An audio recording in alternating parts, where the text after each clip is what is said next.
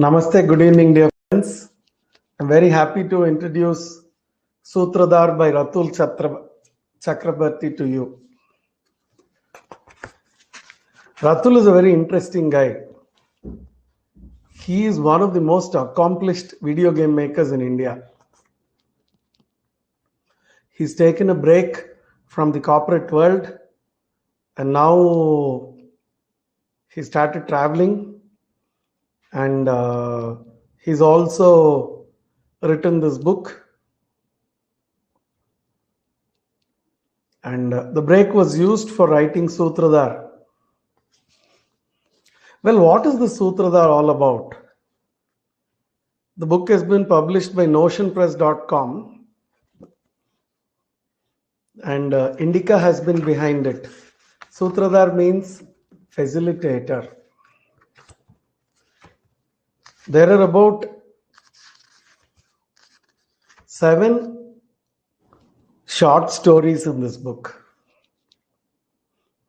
The first story is Newton's First, which deals with the Saraswati civilization.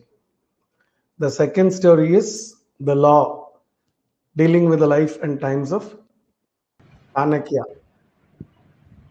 The third story is Lament, connected with Asoka. Then, of course, you have the fourth story, A Mirror for the Ants. And then you have the fifth one, A Penny Tune. The sixth one is The Offering. And the seventh one is The Path of a Coward.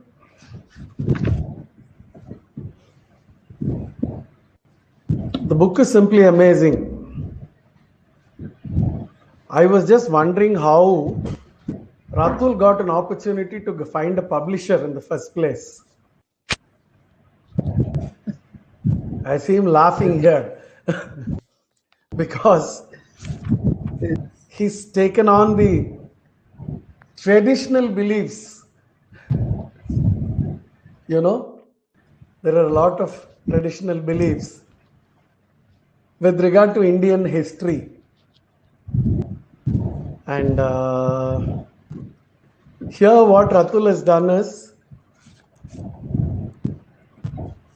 he started off with the Indus Valley civilization, which has been shown to the world as the Indus Valley only, and an alien civilization entered India and became the Aryan civilization is the narrative. But here our dear Ratul has told us that the Indus Valley civilization is nothing but the Saraswati civilization. And he begins with an ode to Ma Saraswati. This madman has decided to dive into the unfathomable depth of the ocean of tales to bring back pearls once lost, discarded in ignorance, forgotten in frailty, buried in fear. This dullard, incapable of perception, susceptible to Maya, slave to instincts, beseeches you, O Veena-playing mother, watch over the stray, struggling in the currents of fate. Bless this novice, a millionth of a millionth part, a millionth thereafter, like how you blessed the one who saw dove blood dripping from the hunter's arrow, so that I too may submerge in essence and offer my pen and my humble self in ode to Bharat's eternal glory. Very well said, Ratul. You're just not a game maker, but a fabulous author too. Thank you so much. All of us are made to believe, dear friends, that the Mohenjo-daro and Harappan civilizational cities were urban centers and were very different from the Aryans who came from the Central Asia. However, if we go back into proper geological analysis and analysis of literature connected with the Rig Veda, it will not require much to understand the fact that India was a land of 7 rivers, with the Indus on one side, the Sindhu, the Saraswati on the other side, and JCRBS, Jhelum, Chenab, Ravi, Byas, and Sutlej. All these 7 rivers together were flowing in our country. But somehow we were pushed into to believe that this was different, that was different, we are different, Aryans are different. I wish to quote from Shrikant Talageri, the famous scholar who lives in Bombay, who refutes the Aryan invasion theory or the AIT hypothesis. And the Newton's the first short story in this book is connected with the Saraswati civilization, which perhaps disappeared under the Thar desert due to the geological changes. The story itself relates to a big drum buddhi in a metropolitan city called Devasti, and it deals with the destruction of the Saraswati civilization because of climatic changes in the northern part of our country. The story is very, very interesting, and even if I tell the whole story, Ratul will not feel offended because the real experience will have to be got only by reading it. One has to read this book to understand the essence of what Ratul has told us. There's a talk of peacocks, the kejri trees, then there's a mention of Bappa Raval, the great hero, the mother goddess, Da, and then there's this tiny image of a girl which is made by a potter and it gets buried. Beautifully communicated. You know, the council which rules Devasti, who are the people who control the council, and it talks about the temple, the citizens, and about the buddhi too. The buddhi was a giant drum, more than 2 times the height of a man and wider than 3 elephants standing side by side. The drumsticks were made from the masks of the last of the mammoths, and the drum skin was made from the hides of 1,000 gazelles. It stood on an edifice of pure bronze, bound to it by chains of gleaming gold. The legend said that the city of Devasti was built on the raised capital of an even earlier forgotten civilization. Note the point. This awesome drum was a remnant of that era. It acted both as a relic of victory and as a guardian to the entire city. Whenever the city was in danger from fire or foe, the council would authorize the beating of the drum to warn the citizens. The sound of the drum would travel across the entire city and beyond, calling the residents of Devasti to action. Such was the peace and prosperity of those times that Buddhi the drum had been silent for more than 100 years. Then comes a stranger. Boom, boom, boom, boom, boom, boom. It just knocks on the drum and everyone starts coming. The story begins here, and the stranger comes and tells the citizens of Devasti that they could expect disaster. And nobody believes them, and disaster happens. The destruction of the Saraswati civilization is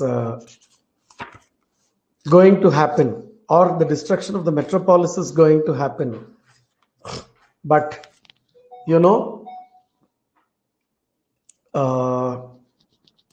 the people are not ready to accept that happening because they want status quo. Are we not interested in status quo in many ways?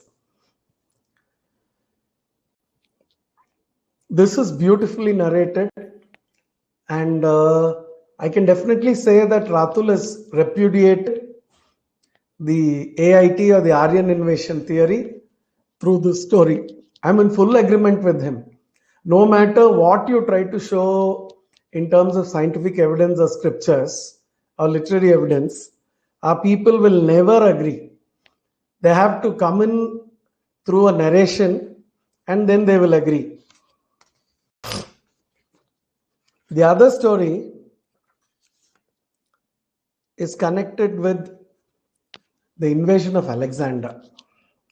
Here he is given this beautiful quote of Sarvapalli Radhakrishnan. Dharma is a code of conduct supported by the general conscience of the people.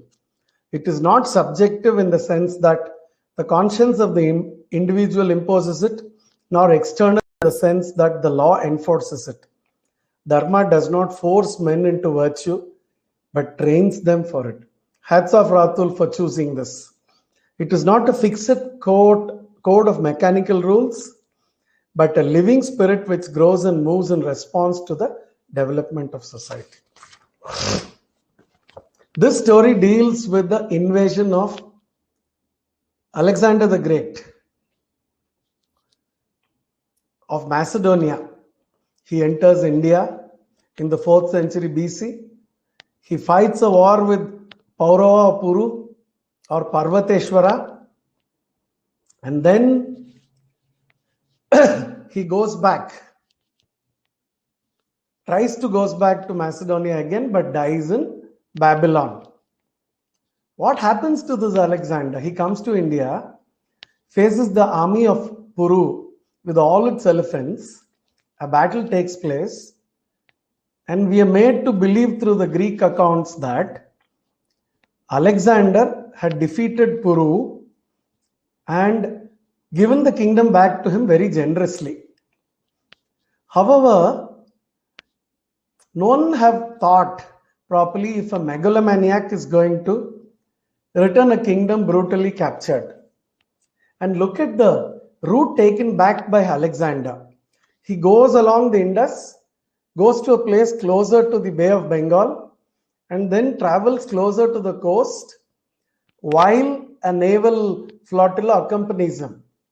Would a victor ever go back like that or even try to go back like that? I very much doubt it. This story again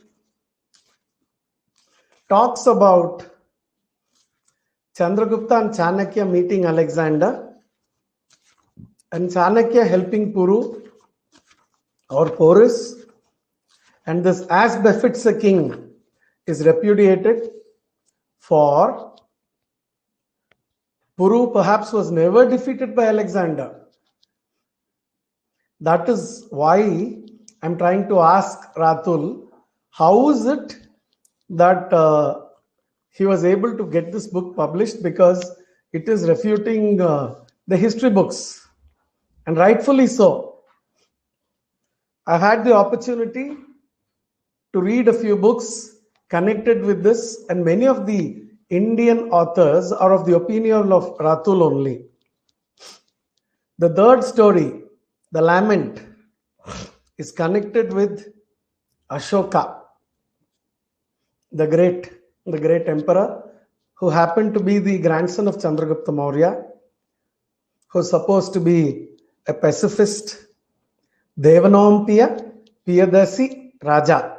That was the title given to the Maurya rulers. And he had several edicts put all over the kingdom. Not many are aware that Ashoka had to exterminate dozens and dozens of his brothers before coming to power. And he was known as Chandasoka. His ascension was quite brutal.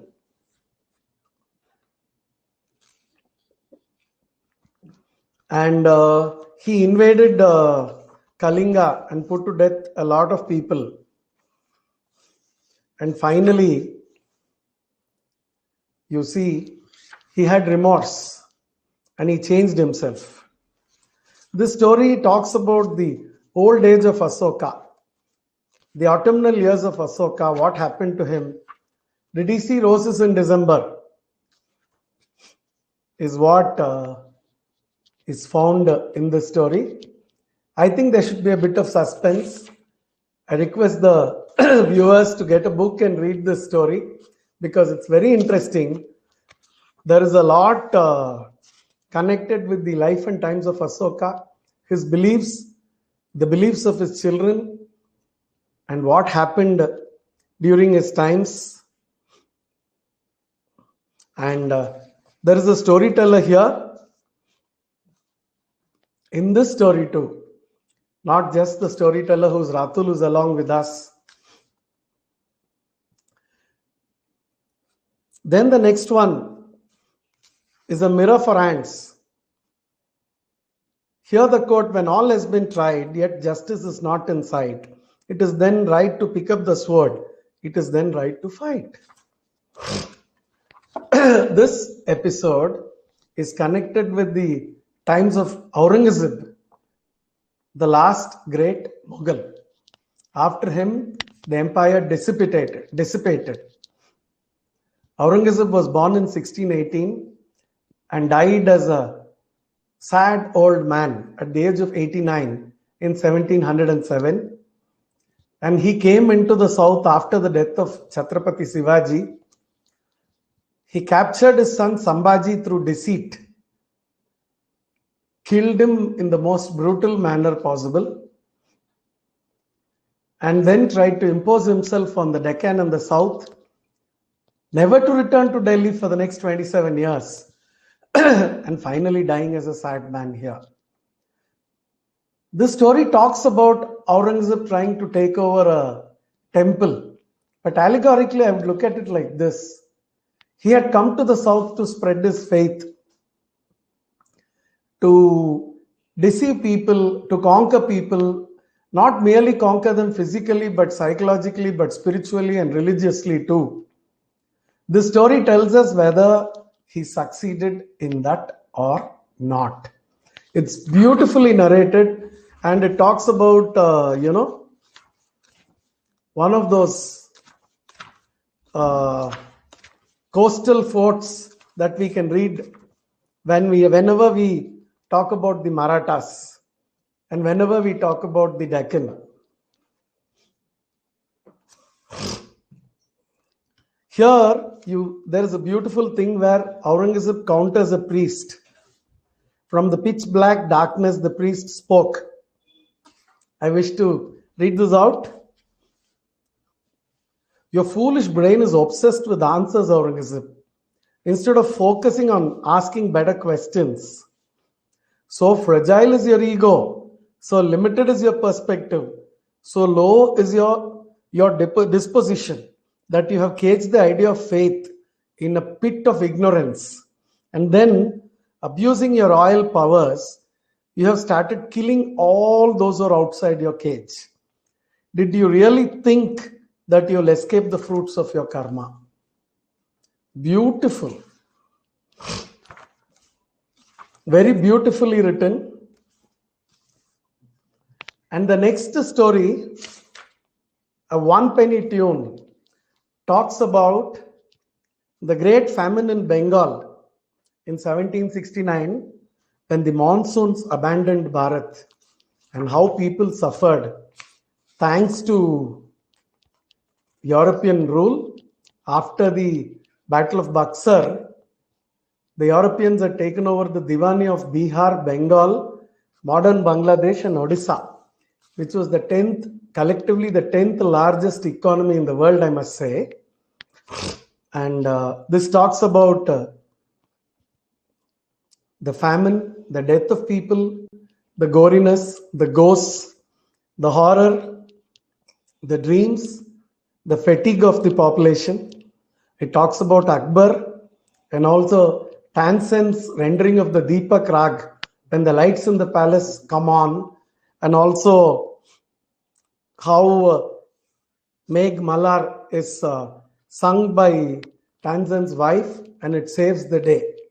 But this story is about 200 years later, and it's very, very interesting, where you have a Brahmarakshas, demons, ghosts, ghosts and sannyasis all inside, the famine, the death of people, the banks of the river Rupojhara, and then finally, the guy has to go to Calcutta. And that's the beginning of that Calcutta that came up or we saw, I suppose. The next story is the offering. O goddess, present in all beings as peace, I salute thee, I salute thee, I salute thee. O goddess, present in all beings as devotion, I salute thee, I salute thee, I salute thee. O goddess, present in all beings as compassion, I salute thee, I salute thee, I salute thee. This story is directly connected to the freedom movement, the city of Kashi, the temple of Vishwanath, and the gentleman called Babu Chandrahar Rai, and the visit of the Prince of Wales, and of course, the Ganges, the Congress Party, Gopala Krishna Gokhale. What was happening in India then and what is happening in India today? He also understood that there were many, especially among the British and their deracinated collaborators in the Anglicized Indian high society, who held the view that the fundamental function of the Indian National Congress was to act as a safety valve for Indian public sentiment against the policies of the British government. The Congress was not supposed to be a revolutionary or even a truly patriotic organization. It was conceived by Mr. Hume as a platform that would justify any access of the British government to the people of India and to act as a moderating influence on the deep undercurrents of popular anger against foreign misrule. In short, it was not but a bone thrown by a master to his dog. Very well said, Ratul. See, the message here, from what I can understand, is the land and its people have Shraddha or faith, or they believe in something or follow something. The rulers should have some Shraddha towards the Shraddha of the people. And that had been forgotten then and also forgotten for a long time after independence. And it is high time that we start thinking about the interest and focus on the people of the land.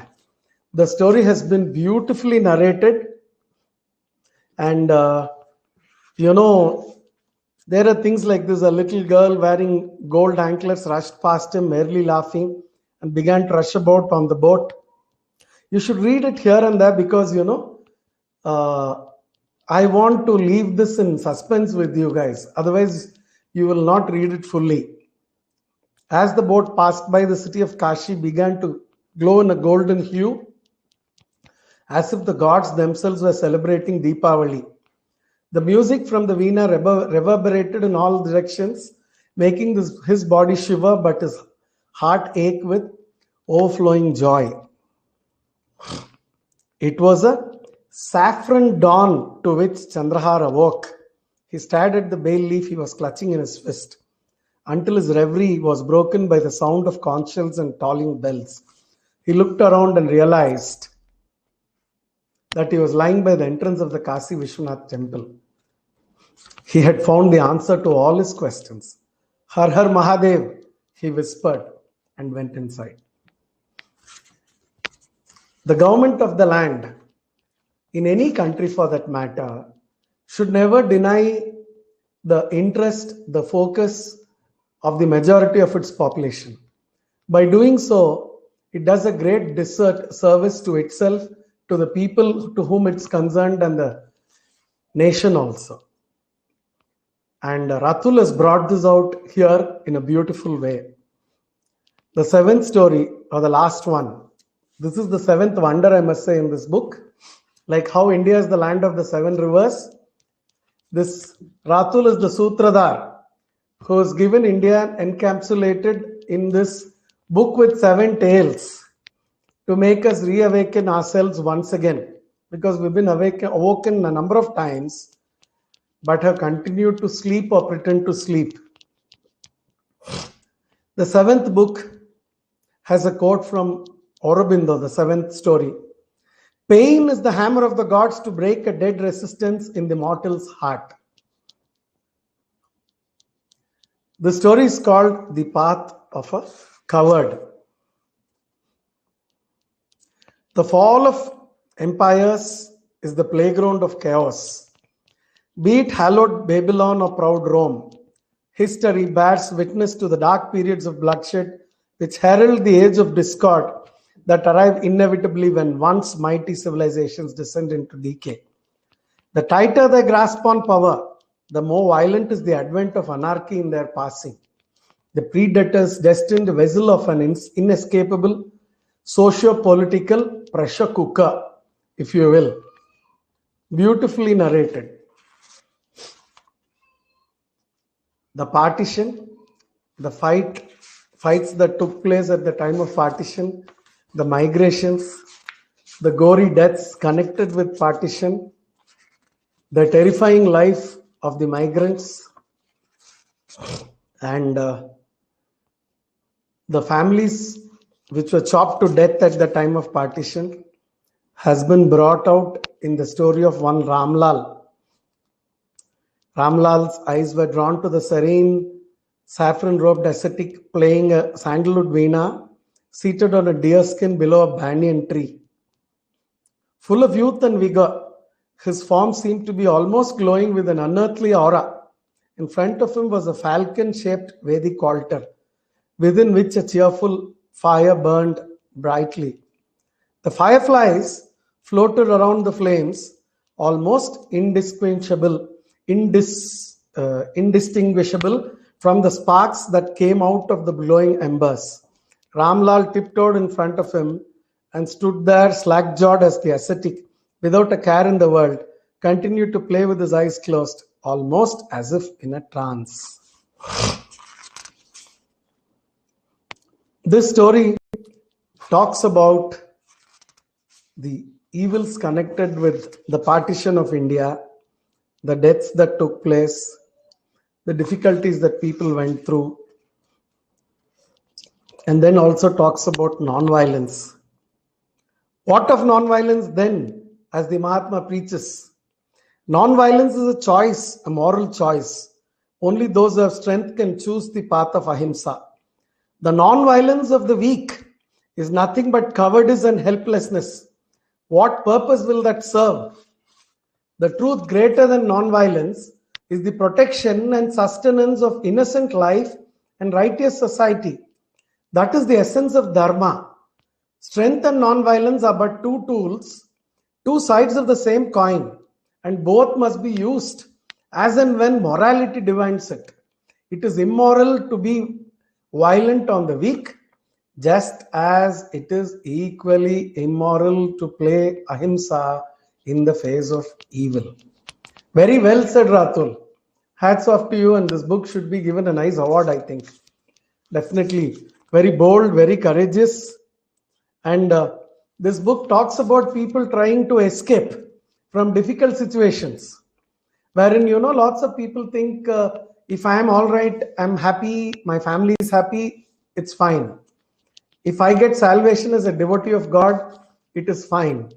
But you see, here there is the story wherein Narada is told by Vishnu, be born Narada, live for righteousness and die for righteousness, then be born again and again and again, until you open your eyes to a society that is established in true harmony. In the salvation of all is the salvation of one. Very well said. With the sudden jolt, Ramlal realized that he too was alone. Where was the forest? Where was the ascetic? Where was the altar? In the middle of the desert, beside a lonely railway track, he stood insignificant below the fleeting gaze of Usha, the divine dawn. In the distance, he could see the smoke from the morning hearths of a nearby hamlet. He started to walk.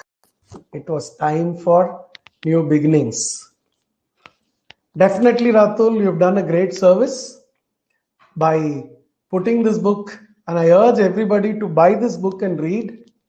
A book of this kind is very, very rare and very difficult to write. I write essays, I write stories. I know how difficult it is to write a book like this and make people understand. And I could understand this from the word go. And now I wish to, ask Ratul to talk about his experiences with regard to publication. First, I want to know how he got it published because it has Alexander, it has Saraswati civilization, and it has Ashoka, and it has Aurangzeb, it has the Congress party, it has the Mahatma Gandhi, it has the partition, and he seems to be, giving an alternate narrative which appears to be true also. With some bit of deep thinking, people will agree to that. How did he manage to get this book out? And hats off to the people who supported him in this endeavor. And hats off to Ratul for bringing it out too. And Ratul happily lives with his two rescued indies, Truffles and Mowgli, along with his wife Surela in India. He's an ace video game maker. And salutations to you, Ratul, for bringing this book out. And now I'm keen and eager, just like the rest of them, to listen to you. Now I claim your attention, dear readers, dear friends, to Ratul Chakraborty. Namaskar, and thank you so much for such an in-depth review. It is, I am really. It's these are the kind of moments that authors, write for. That when you hear somebody talking about, something that we have written, and one of the big, how do I put it? One of the big motivations for me is about is about encountering these kind of situations where I am able to how briefly if possible but touch somebody through my words. Coming back to your question, I think I am so grateful to the Indic Academy and Harikiran Garu for supporting somebody like me, rank outsider, into getting Sutradhar published. It is, I had thought that the difficult part of writing this book, like the difficult part about Sutradhar would be about writing Sutradhar, right? And I had a very long journey while writing this. It took years of procrastination where I had to fight through my own, laziness to actually get this book out in a manuscript form. But then I realized that it is very difficult to, get, as I said, like get something like this published, which flies against a lot of, politically correct decisions that are prevalent today. And it is at this point I would like to, talk about the positives here of me discovering this wonderful indie community, me discovering that although we might not have a lot of institutional power, there lies a vast network of people who still hold Indian values, no matter like how much something else is being tried to force into this thing. And I think that's why I think with the blessings of Ma Saraswati, I think Indic Academy plays such a huge role, where not only for me but for people far more accomplished than me, supporting them and making sure that they get a platform. And I think it is the like I would put it as that way. It is the dharma of each one of us who have a certain what we call like the indic bent of mind, to actually support each other, to actually make sure that we are reading each other's words, and we are pulling all of ourselves up to getting to a particular to kind of spread these ideas in a manner that is accessible to the common public. So yes, there were rejections. Yes, there were several very rejections also. in terms of the subject and everything, but that is probably not what we should be dwelling upon. We should be dwelling upon the fact that we have institutions like the IA, we have people like yourself and many others who have read and who have we have spoken about this book, uh, written reviews on Amazon, and like those are the blessings that I count. And to me, those are the things that actually matter. And I think slowly and surely we'll get to the point where it won't be so difficult for something like this to get published, and we will be entering, like, this discourse will be entering a much more mainstream space.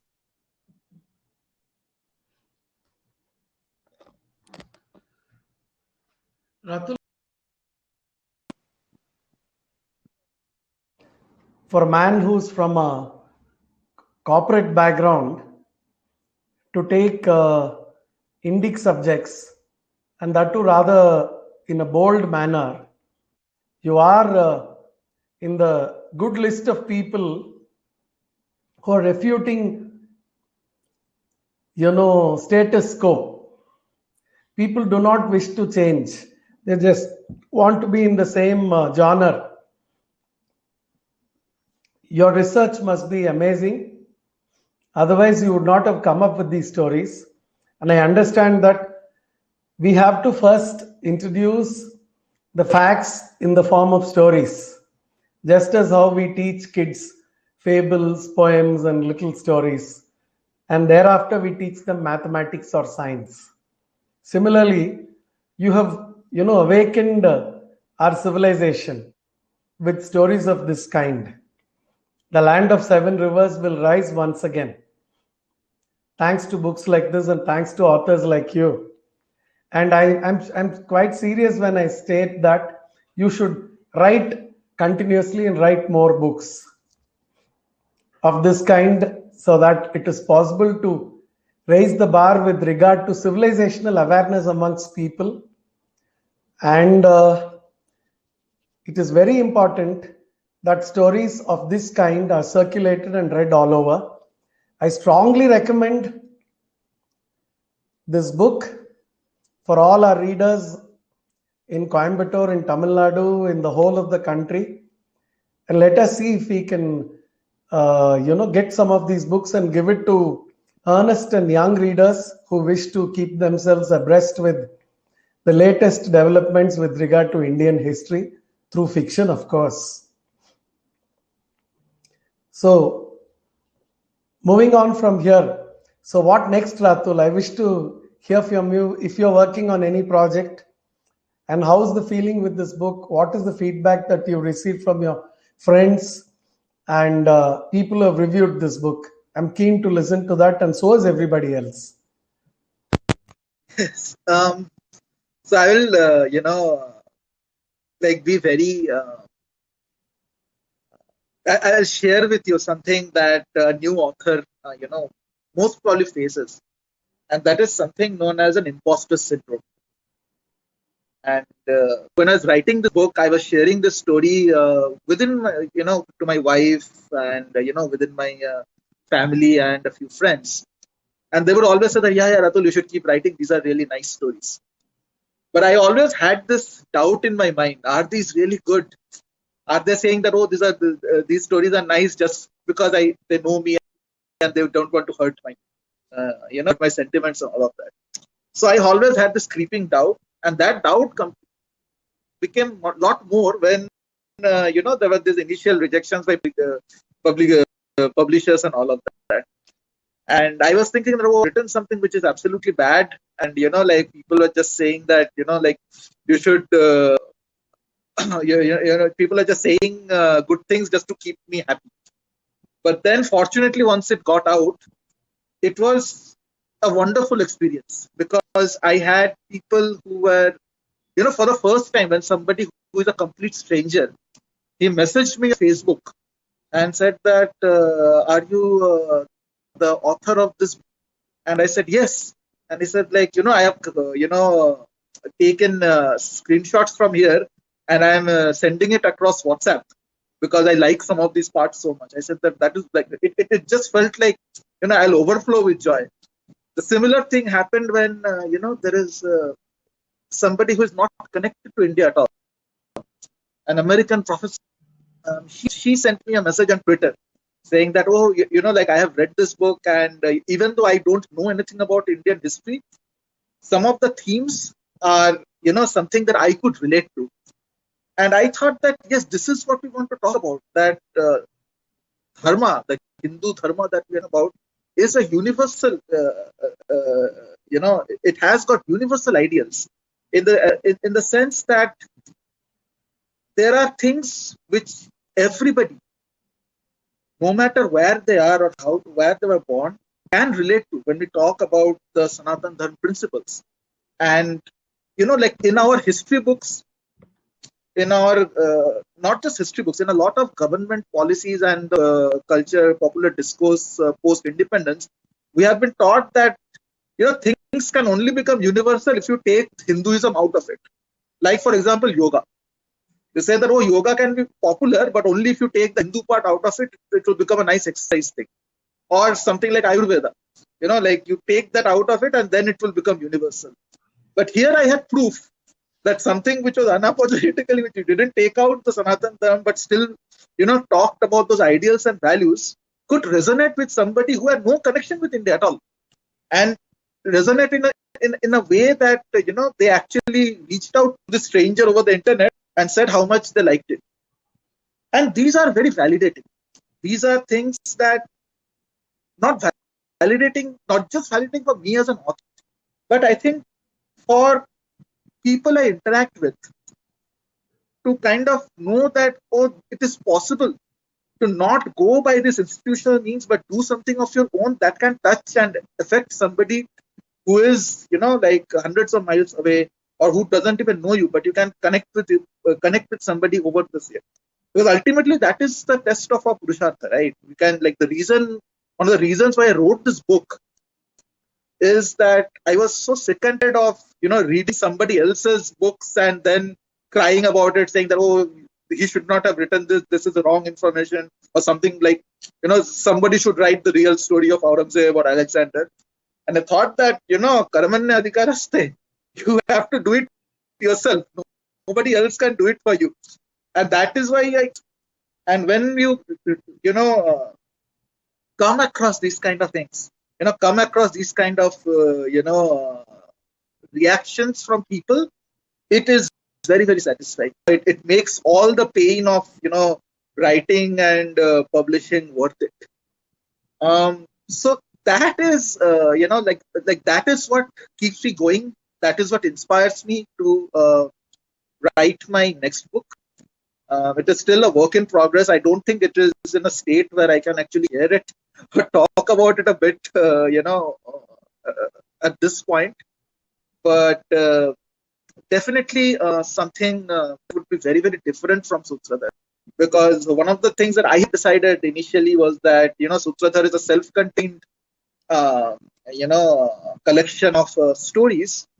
And now when I've completed Sutradhar, it's not like I'll be writing a sequel to these stories, because like it's not structured in that manner. So what I'm going to write is going to be something completely original, like how Sutradhar was. But like I hope to do that to that subject that I have picked.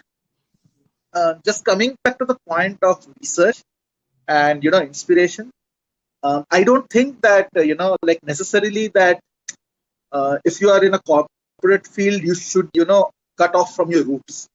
I think it is imperative that the Indian corporate sector, which drives such a big amount of the revenue and the economy of this country, I think it is imperative that we bring the corporate sector back into the, to a point where they are aligned with the Indic perspective. I think that is probably one of the big things that we should be targeting. And I think, cultural activities and creating artifacts like this book, or like, or like a blog, or like a painting, or whatever. I think whoever has got the ability, they should not be constrained by that. They should just kind of, put these things out, because that is how, with the small things only, how a master, like a big current is made, in which more and more people are gain this awareness through a network effect. So like the more of this culture we create, the more we'll be able to inspire and to people.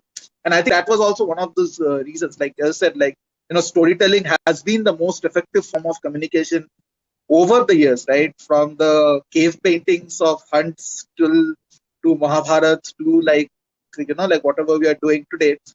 Like it is like the world is created in a person's mind through the stories that he or she hears, and it is super important that like we don't lose our initiative there. That is where we have to kind of focus on to make a difference. So that's something that like I was very conscious of. And specifically like for research, I like apart from things like the National Digital Library and everything, I also looked at a lot of these folk tales and folk performances, a lot of indigenous stories that I picked up while traveling across India. One of my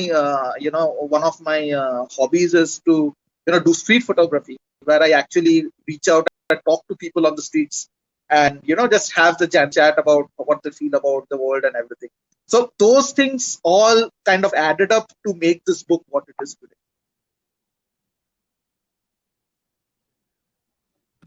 So that's wonderful, Ratul, to hear from you once again. And we look forward to your next book also. And I'm sure it's going to be one more super duper like this one, and equally bold and affirmative too. And we're also looking towards growth in your career and your space in the world of Indic books and Indic literature. I wish to congratulate you once again, and the readers and the friends who are here with us today join me in doing the same. And the Indica has been a wonderful organization. Thanks to Abhinav Agarwal and Sai Swarupa, that these evenings on every Friday have become really possible. And all of us are looking forward to these filter coffee events connected with the books and Indic authors and Indology itself. Thank you so much, my dear friends. Let's meet again the coming Friday. Vande Matram. Thank you so Thank you, much. Ratul, once again. Thank you so much, sir.